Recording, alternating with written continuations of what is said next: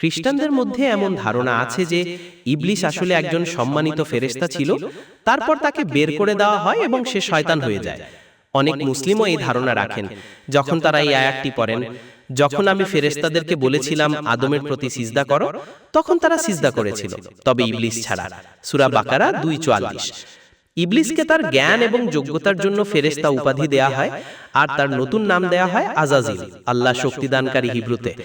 অর্থাৎ ইবলিস জেনেটিক্যালি জিন হলেও সে ফেরেশতার সম্মানপ্রাপ্ত ছিল। এরপর আদমকে সিজদার আদেশ অমান্য করার পর তার নাম হয় ইবলিস বা অভিশপ্ত। তার মানে এখানে ফেরেশতা হিসাবে সম্বোধন করলেও কোনো সমস্যা থাকে না। তাছাড়া আরবি ভাষা এই ধরনের বাক্য গঠন করতে দেয়।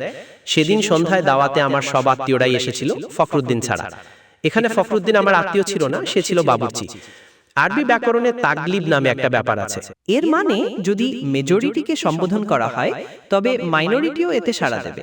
যেমন এক ক্লাসে 100 জনের মধ্যে 99 জন ছেলে, একজন মেয়ে। যদি বলা হয় আরবিতে ছেলেরা দাঁড়াও, তবে সেই মেয়েও উঠে দাঁড়াবে। এটাই তাগলিব। মেয়েকে আলাদাভাবে সম্বোধনের দরকার নেই। একইভাবে কোরআনে আল্লাহ যখন ফেরেশতাদের ডাকলেন, তখন আলাদাভাবে জিন ইবলিসকে ডাকার দরকার নেই। ইবলিস ফেরেশতা ছিল না, এর আরো একটা প্রমাণ হলো সে যদি ফেরেশতা হতো তাহলে আল্লাহর নির্দেশ অমান্য করত না। কারণ কোরআনেই ফেরেশতাদের প্রাথমিক গুণ সম্পর্কে বলা হয়েছে, তারা আল্লাহর আদেশ অমান্য করে না এবং যা করতে আদেশ করা হয় তাই করে। সূরা আত-তাহরীম 66:6। ইবলিস যে জিন ছিল এ ব্যাপারে কোরআনে পরিষ্কার আয়াত রয়েছে। আমি যখন ফেরেশতাদেরকে বললাম আদমের প্রতি সিজদা করো, তারা সবাই করেছিল, ইবলিস ছাড়া। সে ছিল জিনদের একজন।